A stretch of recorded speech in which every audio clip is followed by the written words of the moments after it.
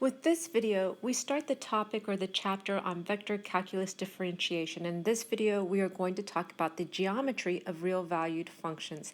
This is the overview slide, which I will go through, and then we'll go through each point in more detail along with examples.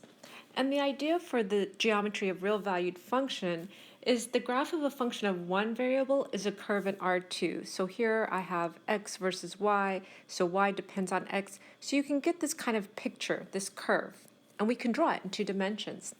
So the graph of a function of 2 variables is a surface in R3. So if x and y are your variables, then z is your function that depends on x and y.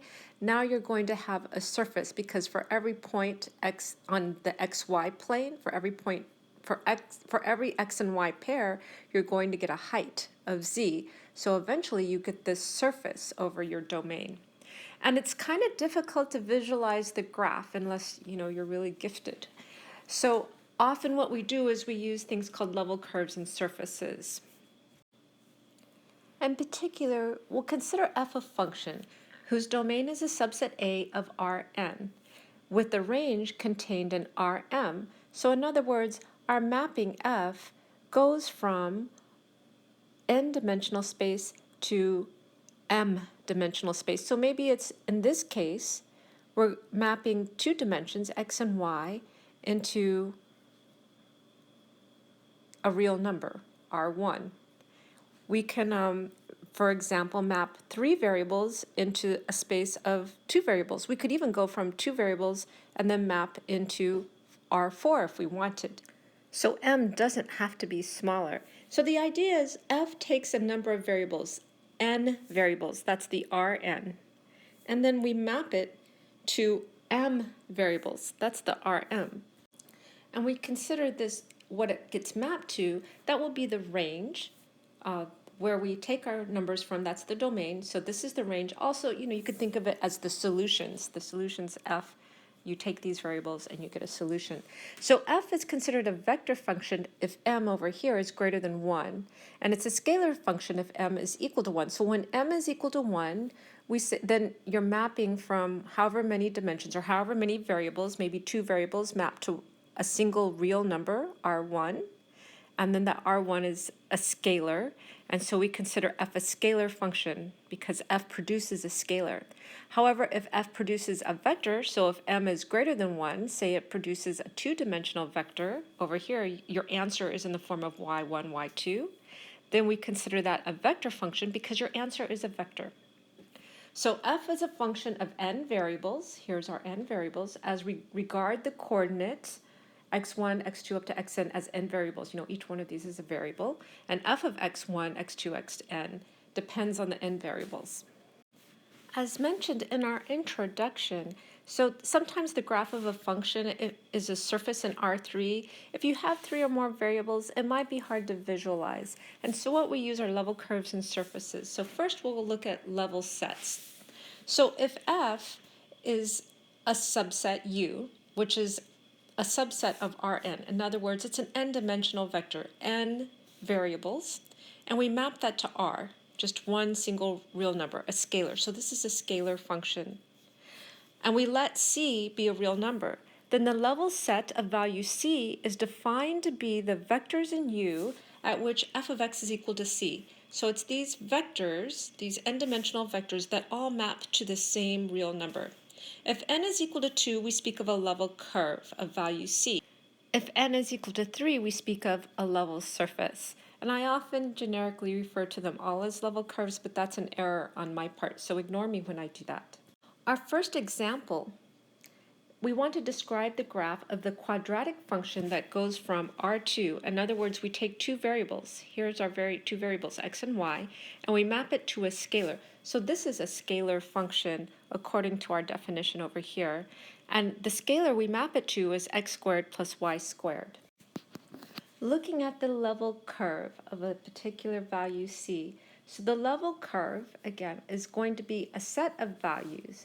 It's going to be the vectors in U which equal one value c. So the vectors, the xy values that when you map it over, you map f of x, so we have x squared plus y squared equals a single value. So this is what the set looks like. The xy pairs such that our mapping x squared plus y squared is equal to c. So that's exactly what this is saying. The xy pairs such that f of x is equal to c. And you can see that this is an equation of a circle with radius c to the 1/2. So when c is equal to example 0, then you just get the single point. When c is equal to 1, you get this circle of radius 1. When c is equal to 4, then you get the circle of radius 2, and when c is equal to 9, you get the circle of radius 3. So the idea is now you have these level curves. Now you want to raise each curve to a height of c above the xy plane. So the 0 stays. This circle here, you're going to think of raising it up to the level z equals 1. This circle here, and you raise it to a height of 1 because at this point your z value, right, f of xy, which is equal to z, is equal to 1. Here, when z is equal to 2, you're going to raise this, z is equal to 2 squared, you're going to raise this circle of radius 2 to a height of z equals 4, because that's exactly what, here, f of xy is equal to 4. Here you have the circle of radius 3, and your z value should be equal to 9. And what you get is this shape. As you go up, you're getting circles of bigger and bigger diameter. So what you have is this kind of bowl shape called a paraboloid of revolution, because it's the shape you would get if you take a paraboloid, like this one, a parabola, and then rotate it using the z-axis as your axis of rotation. This technique is probably the most commonly used. Another technique you could use is a method of sections, and that's sort of like when you just look at different cross-sections of the graph. A section of the graph of f is the intersection of the graph and a plane. So for an example, we take the same quadratic function, the scalar function, xy is equal to x squared plus y squared from here, and we can find the sections created by the xz plane in R3 defined by y equals 0.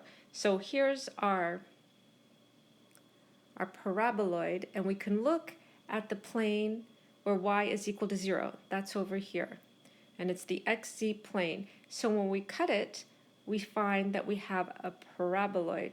And so what you would do in your, basically algebraically, you would say y is equal to 0. So what you're going to get is z is equal to x squared. So, right, z is equal to x squared plus y squared. And if you're in the plane where y is equal to 0, now you're going to get z equals x squared. So what you have is this parabola. And this is another method of sections, essentially taking cross sections in order to help you visualize what's going on with the function. So that's the overview. So we'll go through each topic in more detail and with more examples next. Understanding your conic sections, kind of which is what your level curves will be, will help you understand the graph. So I have this kind of first review of your conics, and just to tell you that circles, these level curves will often give you a sphere if you have constant r, or a cone if you have increasing or decreasing r. So in R3, your graph will be a cone or a sphere. If you have a parabola as your level curves, you get this folded kind of curved sheet, which I don't have a good picture of, but maybe I'll find one. An ellipse, if your level curves are ellipses, these will give you an ellipsoid. If your level curves are hyperbolas, these will give you saddles, which you'll see lots of. If your level curves are lines, you'll get a plane. Okay, now we're ready to go through all the topics in detail with more examples.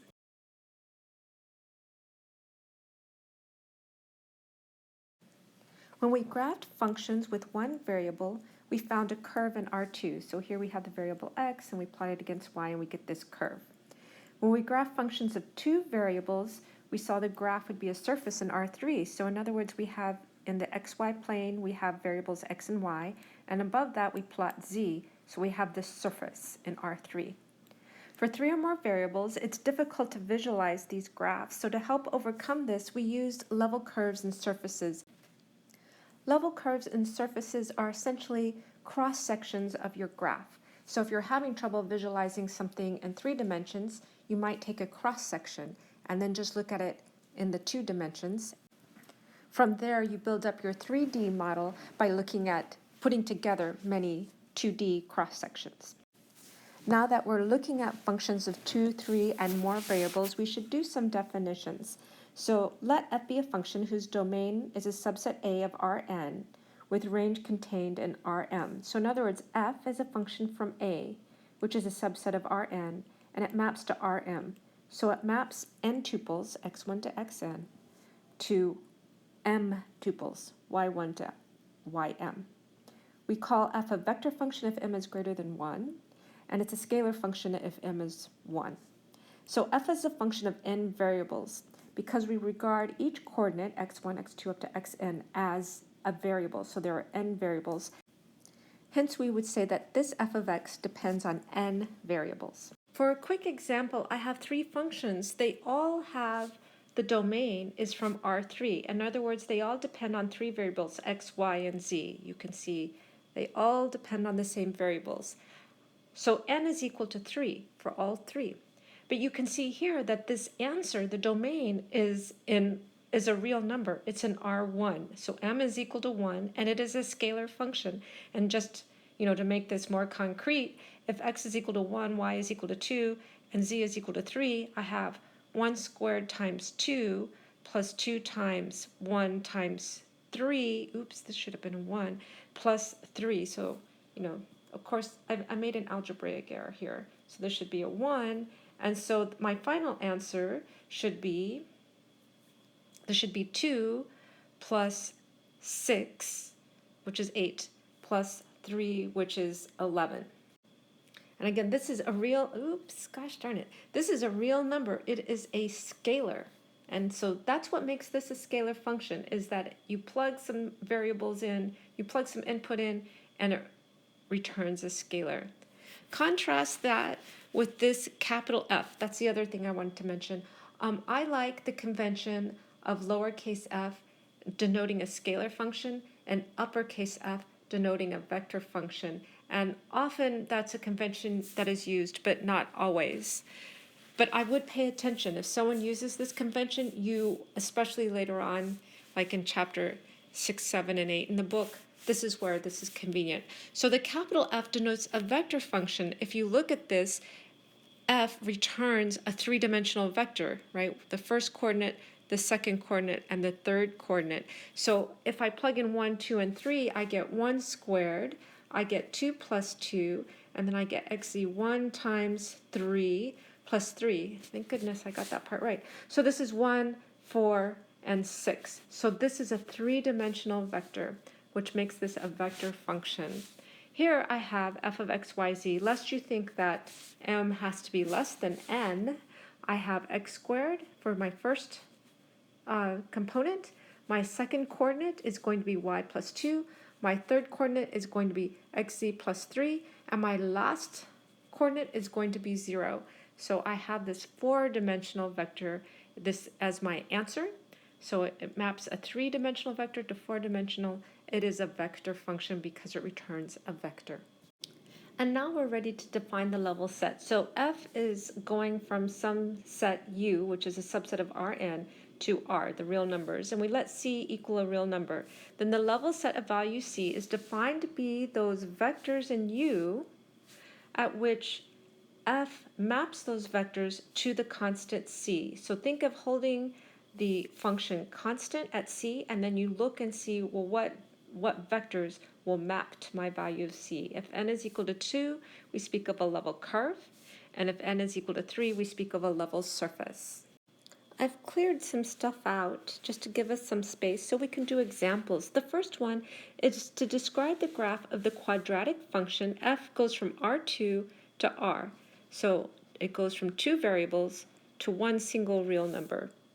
And the function x and y get mapped to is x squared plus y squared. Looking at the definition of the level set, it's those points which f of x is equal to c. So it's the xy points such that f of x, in this case it's f of xy is equal to x squared plus y squared is equal to c. And you can recognize this as the equation of a circle with radius c, square root of c, centered at 0, 0. Which means when c is equal to 0, you just get the single dot because x is equal to 0 and y is equal to 0.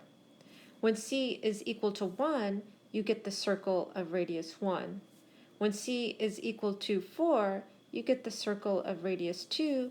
And when c is equal to 9, you get the circle of radius 3. And of course, I could have done when c is equal to 5, but then I'd have to take the square root of 5. But you could do that. Anyway, so you choose some level curves. The next step then is to rate each level curve to a height c above the xy plane. So I did say that there's a single point here. When c is equal to 0, x and y are both equal to 0. So I'm going to plot that point here. It'll get lost probably, but we know it's there. Then the next level curve is here. The circle of radius 1 belongs at a height of 1. So here, at a height of 1, I have my circle of radius 1. And the reason I raise it to a height of 1 is because at this point, x squared plus y squared, this is what z is equal to. So z is equal to 1. So when z is equal to 1, these are the xy coordinates that get mapped to my height of 1. Next, I have the circle of radius 2, and that should be at a height of 4, or 2 squared. And that is what I have added here. My circle of radius 2 at a height of 4. Next, I need to add my circle of radius 3 at a height of 3 squared. So here's my circle. So I kind of have this, again, I have this shape. It's like this circle is going up, or I have circles of increasing radius as I go up. So I should have something that looks kind of like this, and again, we're going to call it this paraboloid shape. It's called a paraboloid of revolution. And it's called this because if you look at a cross section, you kind of get this paraboloid. And if you revolve it using the z-axis as your axis of revolution, you'd get this shape. And I was so concerned about building up my drawing here, I forgot to mention the reason why you raise this circle of radius 2 up to the level 4, z equals 4, is because that is exactly what you have. You have x squared plus y squared is equal to 4, but x squared plus y squared is exactly z. So 4 is where you raise this circle to. Similarly for 9. And the other thing, my comment about cross sections, essentially what you're doing is when you set z equal to the value c, is you're taking a cross section of your graph. These horizontal cross sections. When z is equal to 4, for example, you're taking the cross section, and what you see is the cross section you get is this circle. Similarly, the cross section at z equals 9, you get this circle of radius 3 as your cross section. So you can think of level curves as cross sections, these horizontal cross sections, where you set z equal to a constant. The next tool that we will use to look at graphs is called the method of sections, and it's kind of the idea of a cross section again, but now we're going to intersect the graph of f with vertical planes. Typically, that's going to be an intersection with the YZ plane or the XZ planes. I'm going to leave our last example up here of level curves so we can do that as a comparison to our method of sections. So I'm going to use that same quadratic function, the xy, or the z, f of xy, is equal to x squared plus y squared. And we're going to find the section created by the xz plane in R3 defined by y equals 0. We're going to call this xz plane at y equals 0 P naught. Here you can see I have my x-axis, I have my y-axis, and it's going through and back. P naught then is my plane, y equals 0, so it sits along the x-axis, right? and this is where y is equal to 0, so it's shaded in yellow. And it's going to intersect my graph of z equals x squared plus y squared as a parabola. To see that, in this case, our x squared plus y squared, y is equal to 0, so what you get is z is equal to x squared. So you have this parabola here, so I'm just graphing z equals x squared. So when x is equal to 0, z is equal to 0. When x is equal to 1, I'm going to have to come up to z equals 1. When x is equal to 2, I'm going to have to come up to z equals 4 at these two spots. So you get this parabola in green. And again, in the same way that level curves are cross sections where you hold z constant, here essentially you're holding y constant, and you're looking at the y equals 0 plane, and you see that the cross section is a parabola. Similarly, now if I hold x constant, right, so that's along the y-axis, I get the parabola z equals y squared, right, because now x squared is 0. So I have another parabola. Combining these two images, so along this y equals 0 axis, I have the green parabola. Along the x equals 0, that's over here, I have this blue parabola. So you can kind of maybe sort of get a sense that, again, you have this bowl, the paraboloid shape. And you might have noticed when I did these sections, I stopped at y equals 0 and x equals 0. I didn't try any harder sort of intersection of vertical planes because it's, I don't know, beyond my ability, or, my ability to want to do so. And I will also tell you, method of sections, it's a really clever thing to do. However, you're not going to see this much outside of this chapter, whereas level curves, they will come back. They'll come back when you talk about gradients and actually in other chapters as well. So get to know your level curves. This one you should sort of know, at least be able to do the y equals 0 and x equals 0 as I have done. The better you are at graphing in 2 dimensions, the better that these level curves and then visualizing them in 3 dimensions will be. So one thing I found very helpful was to review my conics sections. So here are the formulas for my conics: the circle, the parabola, the ellipse, and the hyperbola.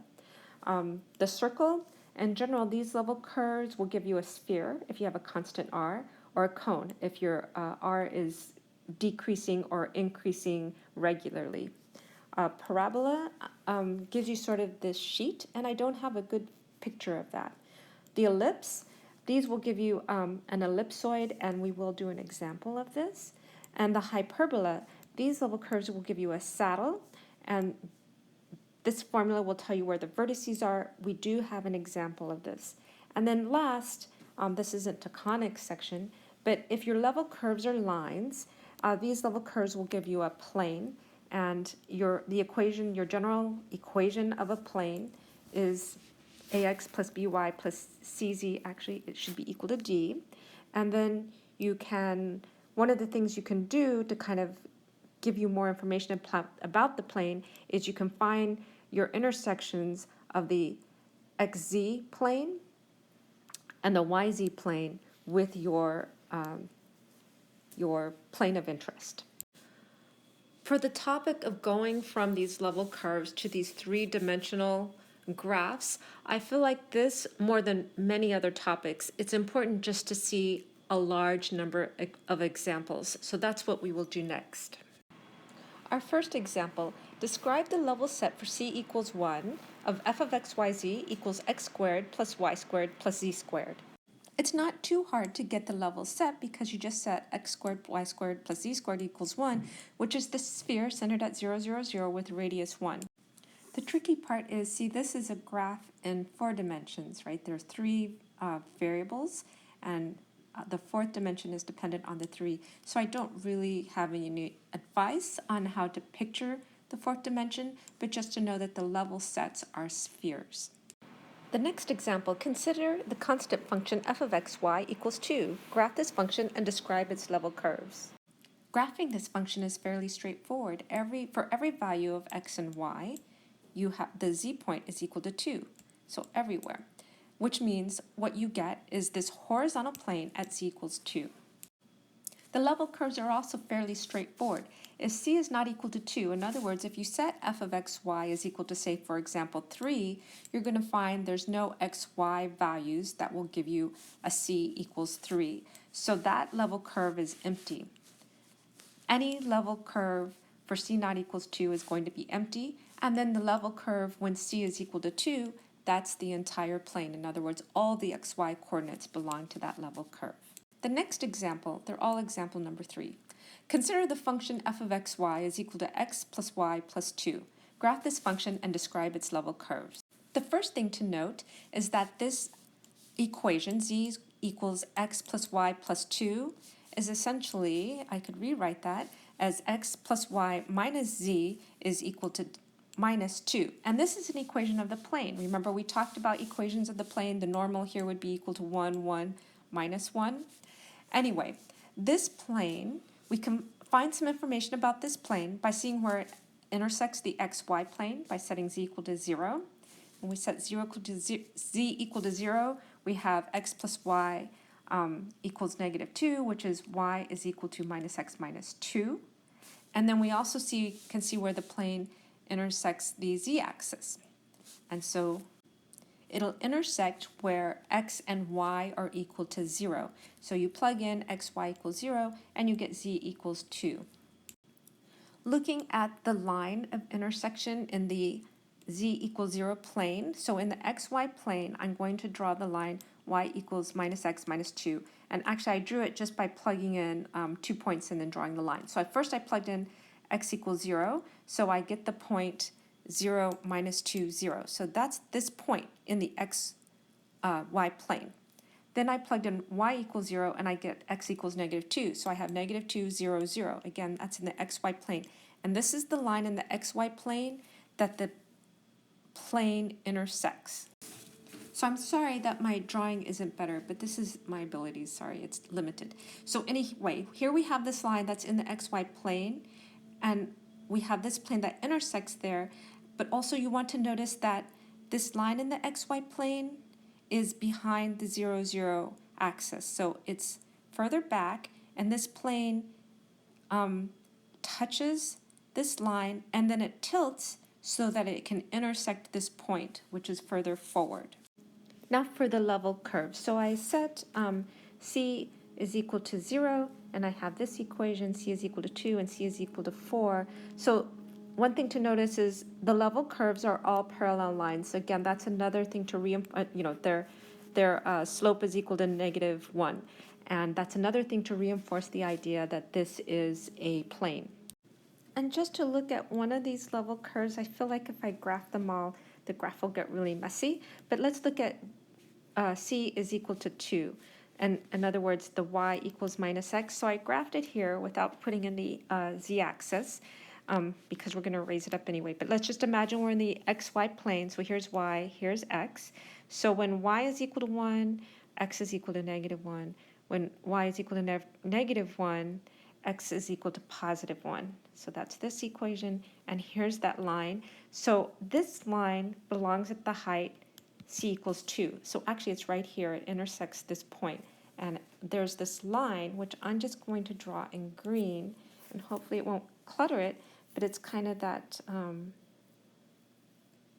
kind of line that goes this way. So it theoretically, it's parallel to the top of this plane, but I didn't, it's kind of parallel to the bottom of the plane. I didn't draw this line very well. As I said, all of our examples are labeled example 3. So let's consider the function f of xy equals x squared minus y squared. Graph this function and describe its level curve. And this function is called a hyperbolic parabola. I think this should be parabola, also called a saddle. So, the hint is that it's a hyperbola. So I wrote the conic equations for the hyperbola. So we're going to start with the level curves for x squared minus y squared equals c. And we'll start with x squared equals y squared, which gives us y is equal to positive or minus x. So these level curves, because there's the y equals x level curve and then the y equals minus x level curve, so they are two straight lines to the origin. For c equals 1, we get x squared minus y squared equals 1. So looking at this, that's going to be a hyperbola centered at 0, 0. And then the vertices are going to be at plus or minus a, and here a is equal to 1, so plus or minus 1, and k. And since the center is at 0, that's equal to 0. If I look at c equals negative 1, that's going to give me x squared minus y squared equals negative 1. But for the hyperbola, I need the positive 1, so I have to rearrange, and I get y squared minus x squared equals 1. So these are, the hyperbola is oriented differently because you'll see the axis, that the vertices, sorry, are then going to be at h, which is 0 because it's still centered at 0, and then the y-coordinate is going to be k, which is also 0 because it's centered at 0, plus or minus a. And the y-coordinate is over 1, so that's just going to be 0 plus minus 1. Next, if I set c equals 4, then I have x squared minus y squared equals 4. Or if I divide everything, because I need it equal to 1, divide everything by 4, I get x squared over 2 squared, and y minus y squared over 2 squared equals 1. And that will give me a hyperbola with vertices at h plus or minus a, and again, we're at 0, 0, so it's plus or minus 2, and then 0. Similarly, I can set c equal to minus 4, and I get x squared minus y squared equals minus 4, but I want it in the form where I have this x squared, y squared terms equal to 1, and I get y squared over 4 minus x squared over 4 equals 1. So that's going to be a hyperbola with vertices at 0 plus or minus 2. Finally, I have my level curve. So I'll start with my c equals 0, so it's my y equals x, and y equals minus x curves, so it's this one here and this one here. Next, I have my c equals 1, and these are hyperbola with vertices at x equals 1 and x equals minus 1. So I've drawn my two curves here along my, my cross axis. That's what I let guide those curves. For c equals negative 1, now I have my vertices in the y direction, y at positive 1 and negative 1. Again, I draw my two curves here. And then for c equals 4, my axis is now at x equals 2. And at negative 4, my axis is at y equals minus 2. So those are my curves. These curves are supposed to help us visualize in 3-dimension what's going on. So let's take a look. So in the xy plane, where 0 is equal to 0, we're centered at 0. Then as we go up the z-axis, up 1 unit, we're going to have a curve, sort of this curve going along the y-axis. And as we go higher up to c equals 4, at z equals 4, we're going to have this curve still arcing upwards and closing a little bit towards the top. Over here along the y-axis, we have the same curves, but they start going down. So over here, the curves are going up, and along this axis, the curves are going down. Here is the graph of our function, and you can see here we have the level curve z equals 1, and then z equals 2. Here's the z equals 1 curve here, and here's the z equals 2 curve. So as we get further away from the origin, you can see that our level curves start to go higher, and they also start to close in. They start to get a little more narrower here in the opening. Same on this side here. Here's our z equals 1, here's our z equals 2. On the other side, we have our z equals negative 1 and z equals negative 2 curve. So here's our z equals negative 1, and as we go a little bit lower, we have our z equals negative 2. So as we go away from the origin in this direction, and also in the opposite direction, you're going to see we start getting lower and lower. And what that gives us is this curve, this saddle. And to further increase our understanding of this, we can use the method of sections. So we can compute two sections. So we'll look at the xz plane. That's where y is equal to 0, and we get the parabola z is equal to x squared. So here along the x-axis, where y is equal to 0, we have the parabola z equals x squared. Similarly, in the yz plane, where x is equal to to 0, we're going to have z is equal to y squared. So here along the y-axis, where z is equal to 0, we have our parabola z is equal to y squared. And again, that gives us more information about the shape. We have this parabola going upwards, centered at 0, 0, and then at a 90-degree angle, also centered at 0, 0, we have the parabola going downwards. You would think this kind of complicated shape would not be in many problems, but this is so common. It's really worth getting to know how to draw the level curves and then drawing something that resembles a saddle, or at least be able to write the word saddle. Our next example is to describe the graph of the function from R3 to R, where f of x, y, z is equal to x cubed plus y squared plus z squared. Earlier, we had described the level surface of f of x, y, z when c is equal to 1, and we said that was a sphere of radius 1. And essentially, the level surfaces are spheres of increasing radius. This example here is the three-dimensional analog of the previous example where f of xy is equal to x squared plus y squared, and that was the paraboloid of revolution because the cross sections were circles, but the circles were increasing in radius.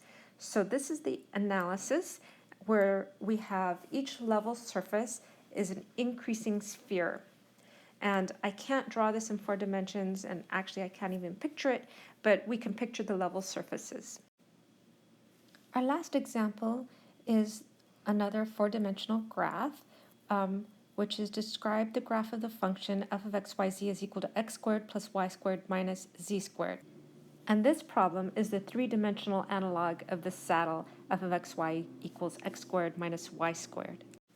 Here are some level curves. For c equals 0, that one's the easy one.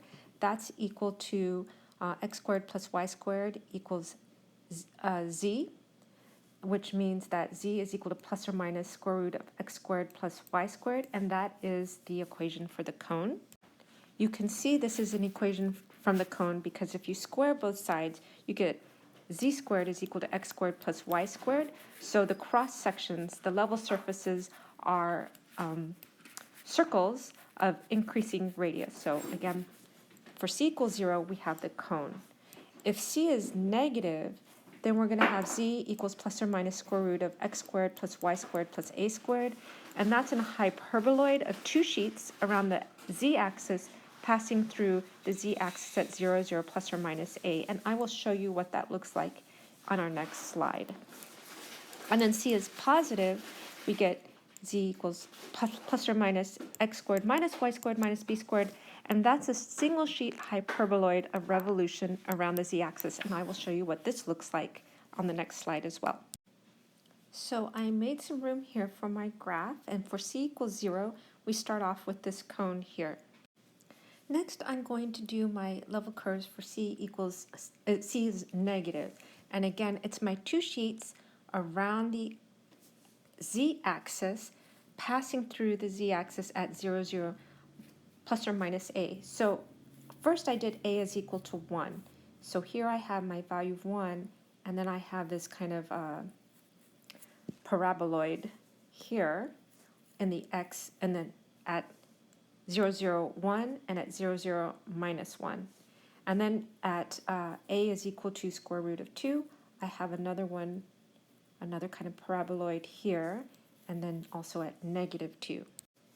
Last, we have when c is positive, we have this single-sheeted hyperboloid of revolution around the z-axis, so it's something revolving around the z-axis with a radius b. So I started with x squared plus y squared minus z squared is equal to 1. So my b is equal to 1.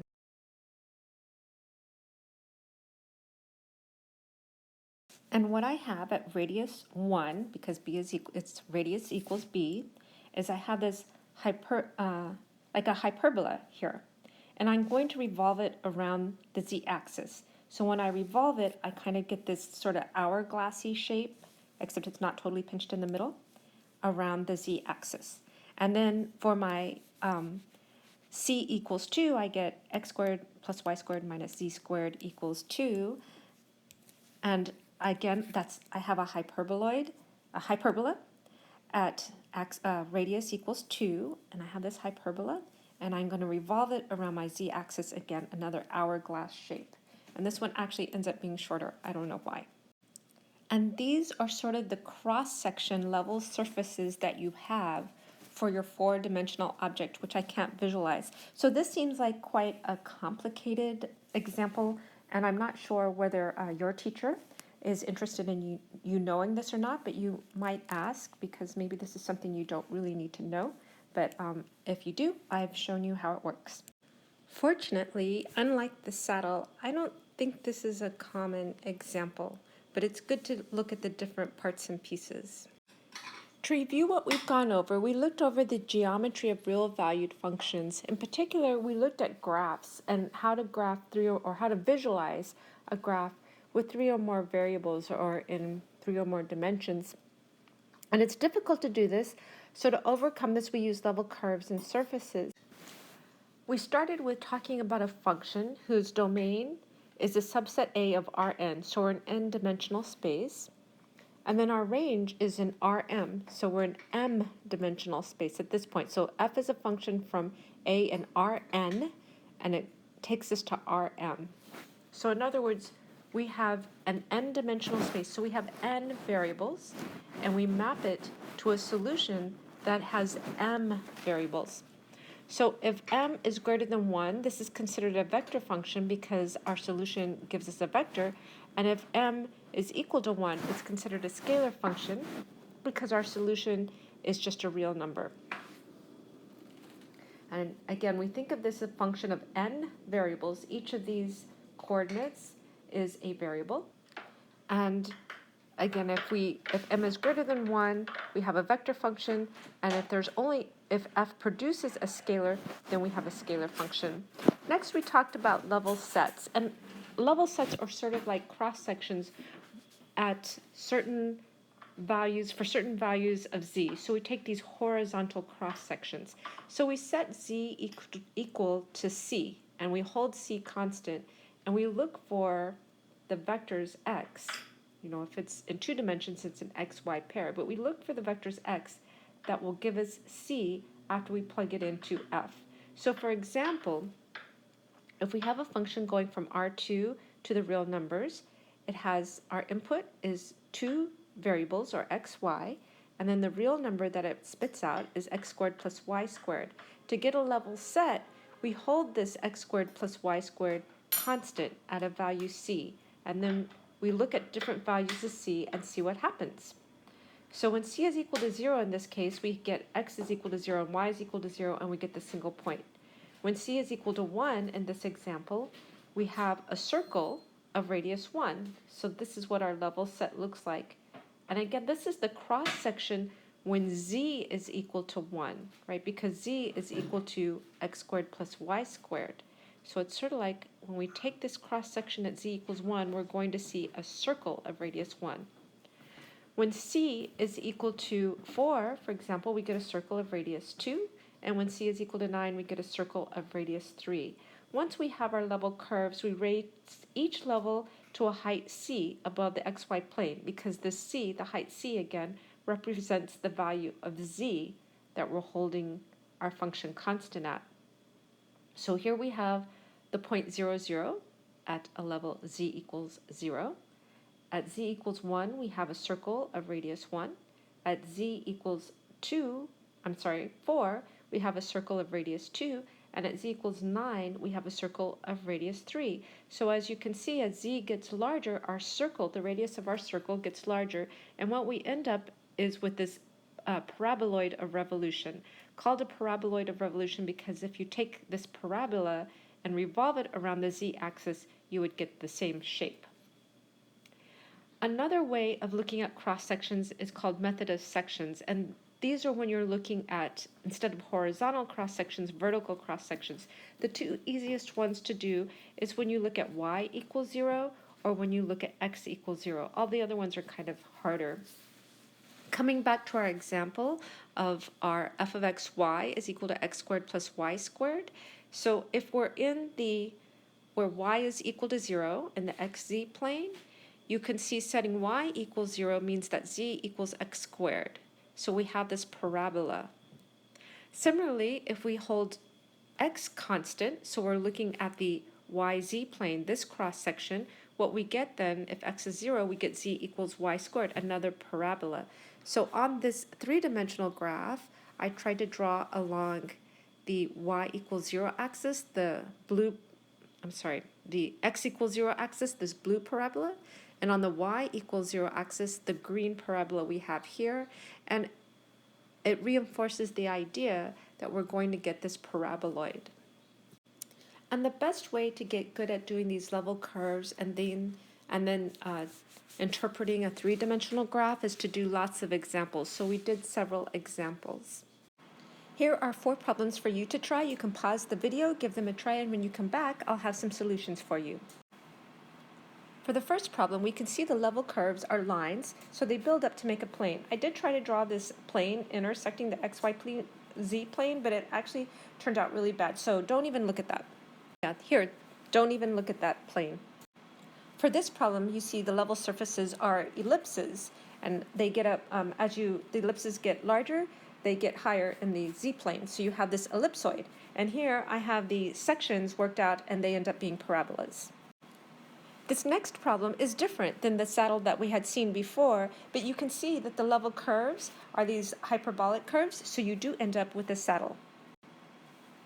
Here is another problem that's a little different than what we had seen before. When we have the x squared plus y squared, we have these circles, and in some ways it's still similar over here. We have when we set z or c squared equal to 0, we have 0 equals 100. When we move the x squared and y squared over, we have a circle of radius 0. And then when we do our next level surface at c equals 6, for example, we have 64 equals x squared plus y squared. So you can see as our values for c get higher, our radiuses actually go from 10 and they continue to get lower until c equals 10, and then they're at 0. So as you move up the z-axis, the circle gets smaller and smaller. Another way to look at this is, you know, the x squared plus y squared gives you that bowl shape. It's the one we had done before where we have this bowl, because as your values of z increase, your radius increases and you get this bowl. So this minus sign essentially flips your bowl over. And then if you have an a squared and then the minus, so if you add an a squared over here, it shifts your bowl up, so the top of it is at a. So for this example, we have the upside down bowl shape, and then 100, the square root of 100 is 10, will be the top of your bowl. And that's it for this video. Thank you for watching.